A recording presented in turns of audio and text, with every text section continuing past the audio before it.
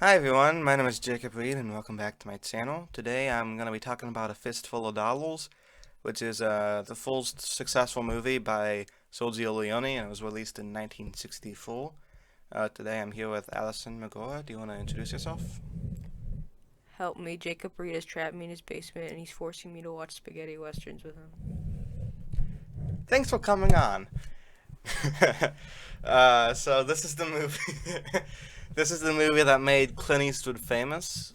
Before this, he was on this western show called Rawhide. It's only in the 50s and early 60s, but he wasn't really he wasn't like a movie star. But this one made him famous. Actually, like a fun fact is, his contract with Rawhide prevented him from being in any American movies because Oh, he was tied into his contract with Rawhide. But during his like breaks, the times they weren't filming, he was legally allowed to make movies overseas. So that's why he took the job to be in an Italian movie. huh. Very cool. Yeah.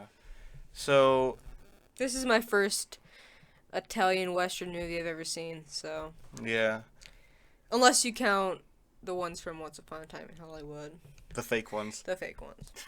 That was a good movie. Um. So oh, speaking of Once Upon a Time in Hollywood, I think it's a good time to say that like Tarantino's often said that these movies inspired him to make movies. You can definitely see the inspiration in this movie. Yeah, with You can the definitely see with the kind of with the close-ups and close-up the shots. action scenes. Mm-hmm. And, very. I don't know. Oh, those zoom-ins, really Yeah, fast zoom-ins. yeah, Very very good. cool. But my favorite thing about this movie and all three of these movies is the brilliant music by the late great Ennio Morricone. And Great soundtrack. yeah, it's great. This director's films, a lot of them he did the music before they actually shot the scenes, which is usually in reverse order from how most movie soundtracks are done. But like most of them are done after the film is complete. But Morricone did the music before he shot the scenes, and they had the actors react to it while the music was playing on set. And the Neo had different like musical cues that come up again, some like different themes that keep playing, and they match the action of the scenes very well because it's timed perfectly. Um, I guess while we're talking about sound, we could talk about sound design as well. Very good because the actors, most of them, are actually dubbed over um, by English speaking actors. yeah, the whole film was shot on silent It was film. silent. Yeah. So all the sound effects are also added in, Mhm. And which is very interesting. they're really good. Like some of them are a bit cheesy, but most of them are pretty realistic. Like the horses, the hooves are very good. They're very good like dubbing when it comes to that. However, some of the dub for the voices that are not by English people is absolute garbage. It's comical sometimes. Yeah, especially the little boy who screams for his mama, mama, or that old guy. The old guy who, like, the coffin guy, he sounded so bad. Uh huh. Um, so yeah, there's like some drawbacks to that, but like I get why they did that because you couldn't have made it just an all Italian movie or an all English movie because they had like some people speaking English, some people speaking Italian, some people speaking Spanish. So it was like everybody spoke a different language on set, so it's impossible to dub it to any specific language. So yeah. I wonder why they had all those actors from different places. Do you think it's just because there were a lot of famous people from different places and they wanted to just add a bunch of famous good actors in it no matter where they were from? Or do you Maybe. think it was more like a.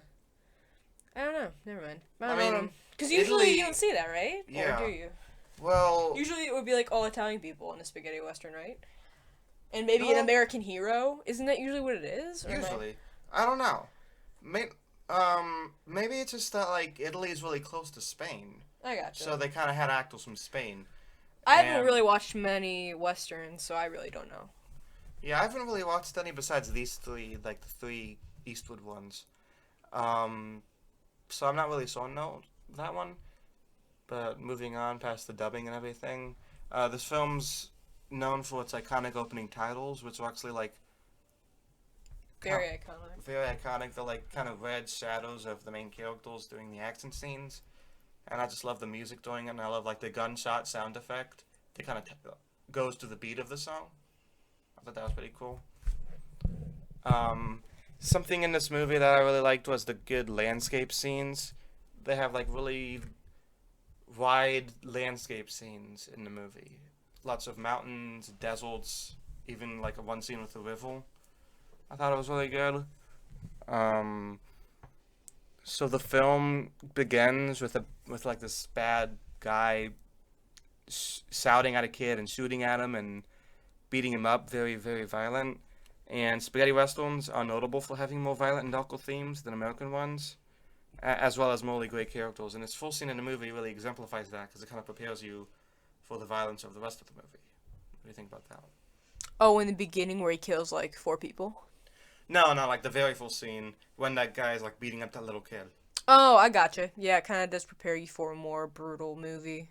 Yeah, because back then in American movies, you'd have the typical hero, and there wouldn't be that much graphic violence, and it was very like by the books western, which is why I like these spaghetti westerns so much because they're so different. They're more like edgy, you know. They're like the alternative rock of western musics, I guess.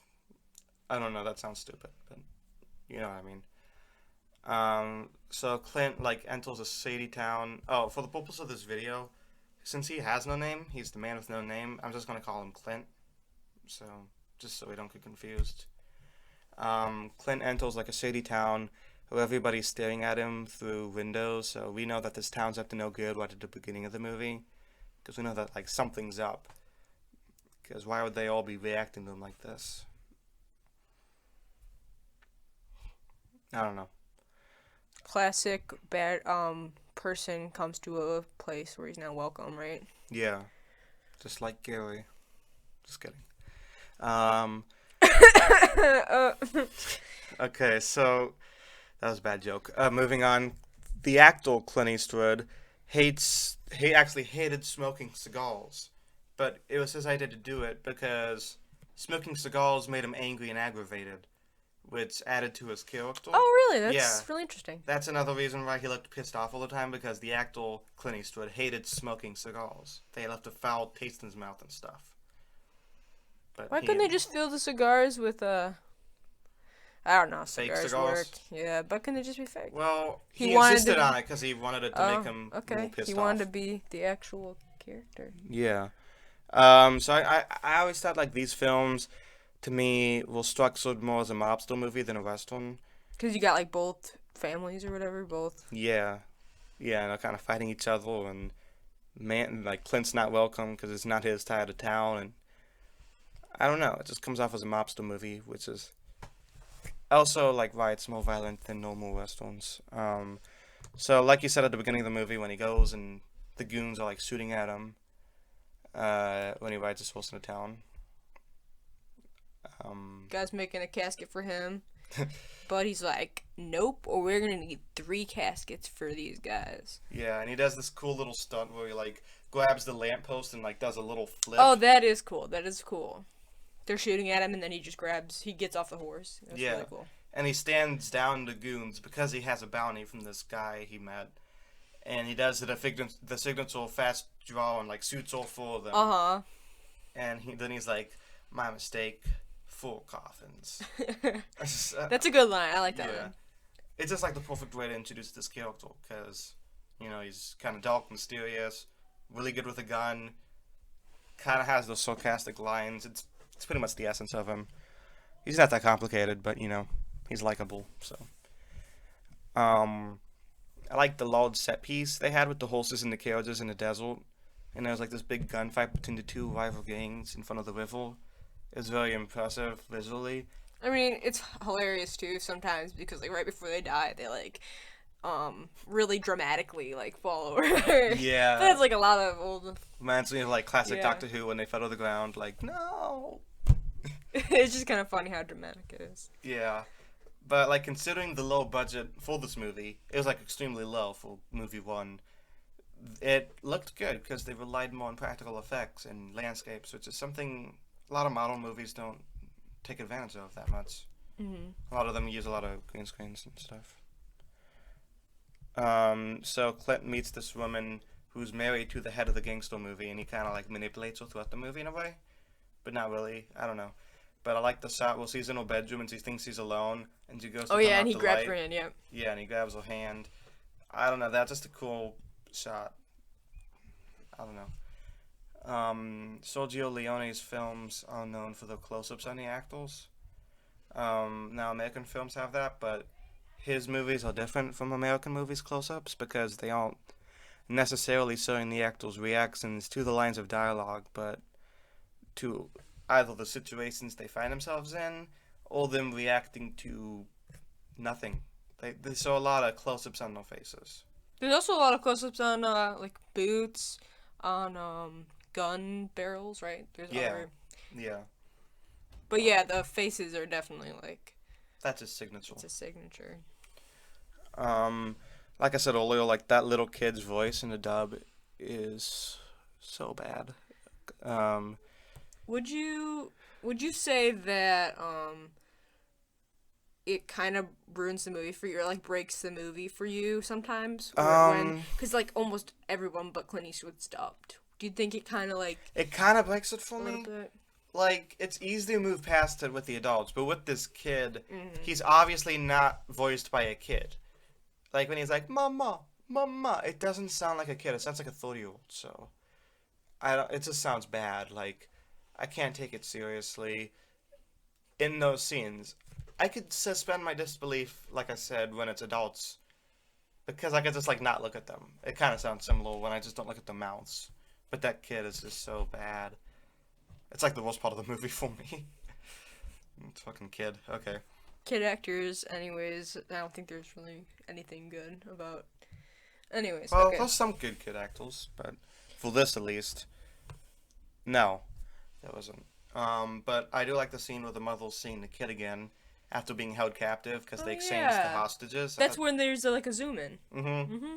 I thought that was pretty emotionally touching, and I cried. Did you cry? I did not cry. No, I have no You soul. cried. I have no soul. Okay. Uh, so Clint's character has a very mysterious past because when Marisol asks him why he saved her after he reunites with his son, he says, "Bad, bad Clint impression. I knew someone like you once. See, he was in trouble, and there was no one there to help." Great. That was actually pretty good. Thank you so much. Thank you.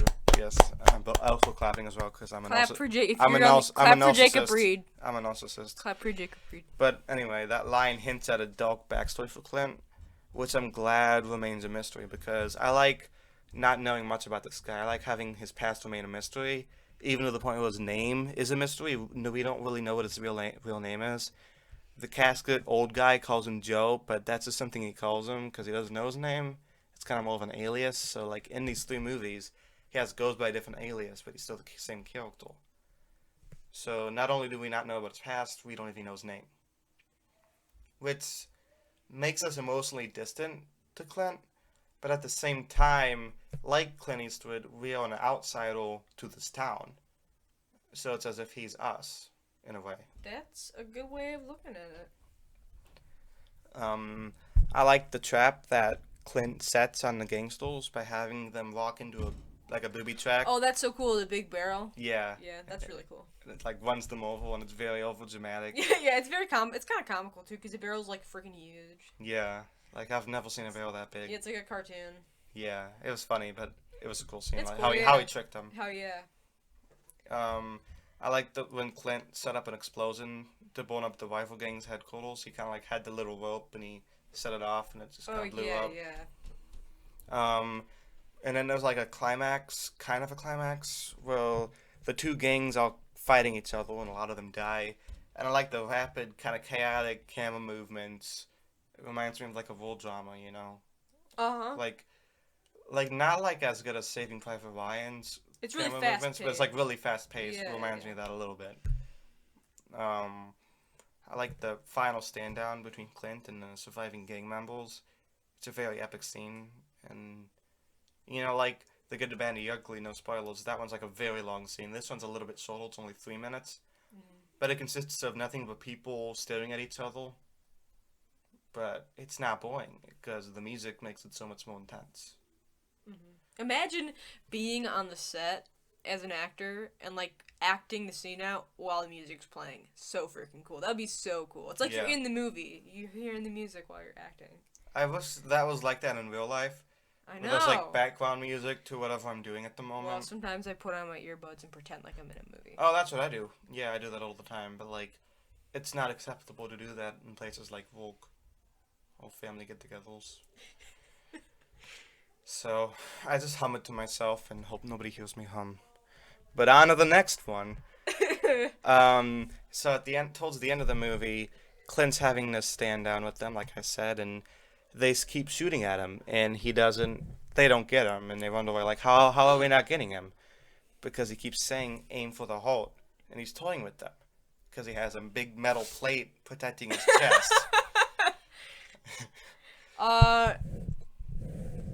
You know what I was thinking? Why don't all cowboys wear a fucking metal plate or some sort of chest plate? You know? That's a good point. That's. Yeah, I guess it's because Clint Eastwood's the cleverest of the. But maybe it's cowboys. because it's not fair. It's cheating. Do you think he cheated? Well, he definitely cheated, but Shouldn't you like be fair and well, yeah, but like Clint's not a good guy. okay. Like the good, the bad, and the ugly, he's the good, but he's not that good.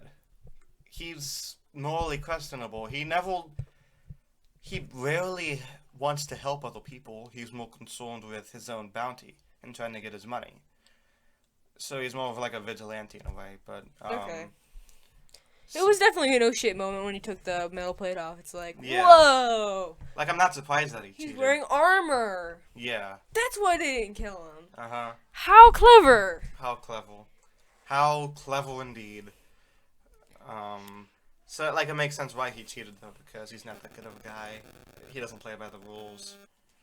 He's the top-notch cowboy guy, I guess.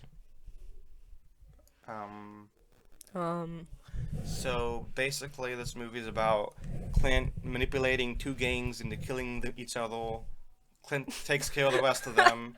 He steals both of their money and leaves town and never sees anybody again. Wow, what a good guy. He's a great guy. And then the film ends in a kind of a funny way with the old man. You pointed it out, I didn't realize. The old man measuring the dead bodies for coffins, because pretty much everybody in that town is dead now. They're all dead. Except like, Clint Eastwood. yeah, but even he left. And the So, like, mortician. the only guy left is the mortician. So he's like, gotta mess with these dead bodies, but like, who's gonna go to their funerals because they're all dead? Why even put them in coffins at that point? Why didn't he just kill mortician so that there wouldn't have to be any funerals? Well, I mean, the mortician didn't do anything wrong, and I mean, in fact, he did help Clint defeat Did that guy in that the woman window. do anything wrong that he killed? No, I mean, Clint didn't kill that woman, no. Oh. Like, those other Oh, gangsters the other did. gangsters did. The other family did. So, but, like, the mortician did help Clint, because he helped him, like, stop that guy in the window. Oh, no way. Yeah. So I guess Clint owed it to him not to kill him, because he had no reason to kill him, because he already had the money, and he was already leaving town. And the mortician's, you know, he's gonna make a lot of money, because everybody's fucking dead, and he can make as many caskets as his little heart desires before he dies too, because he is pretty old. And they all died pretty young from disease back then. Yeah, that was the 1870s, so a lot of dead people. Lots of dead people. I bet half the cast of this is dead. Like, I'm just gonna say that right now. Probably. Probably most of them. Or they're, dying Yeah. in the process. I mean, Clint's doing pretty good. He's still directing movies. Oh, really? Like, he had that new one last year about, the guy who was accused of being a terrorist or something. Oh, I saw it with my dad. He was like an obese white guy, and, Oh my gosh. What is it? What is it? but yeah, he directed, like, many movies. Since, like, the 80s, he directed, like, so many good movies, like, I haven't seen any of them, but I heard one of them was about Charlie Parker, so I like jazz a lot, so I'll probably see that. She's looking it up right now. So I hope everybody out there has having a good Christmas season. You know, Richard Jewell. it was called Richard Jewell. Yeah, It was okay. it was okay. alright. I haven't seen it, so, but I thought it was okay. Clint Eastwood's a really good director. I wonder if he took any hints from Sergio Leone's directing style. I wouldn't know. I haven't seen any of his movies. Richard Jewell is pretty straightforward. So. Oh, but okay. I don't know. I don't know. I don't know if I've seen many of his other ones. So. Yeah, but point is, like, this movie made Clint Eastwood a star, and he got very famous from this, and acted in so many other movies, directed tons of movies, tons of successful movies. So, you know, good for Clint. He's a good guy, still doing stuff. He's like 70 or 80. I don't know. He's pretty. I don't know. So yeah, that's pretty much it for Fistful of Dollars. I'm gonna give this movie a B minus. I love this movie, but like it's just that I love the other two more. I think this movie is more of a blueprint for the other two movies. It's more of like a pilot. It shows Sergio Leone's craft and his signature stuff, but it's not as deep or emotional as the other two, and it doesn't have as much intense scenes. What would you give this movie, considering you've never seen the other two? Well, I generally don't like westerns as much as, other movies. So I'm gonna be fair though. I'm gonna be unbiased. I give it a C plus. Yeah. Okay. Yeah. I think most of the movie, like most of the charm of this movie, comes from the close-ups from Leone, the charisma of Clint Eastwood, and the music of Ennio Morricone. The music's definitely a big part of this. Yeah, I am a huge fan of him. Like, I listen to him on Spotify, even for movies I haven't even seen. I like to, I don't know what happens in Cinema Paradiso. I just like to, think of what that movie's probably about while I listen to the soundtrack. I'm so sad. Okay. So that's that's pretty much We're it. pathetic. Yeah. That's pretty much it for Fistful of Dollars. We'll probably review the other two movies, if you want to watch those. Sure, they apparently get better. So Yeah, I'd each one say gets each better. one's better than the last one. So yeah, I hope everybody stays safe out there, subscribes, leaves a like,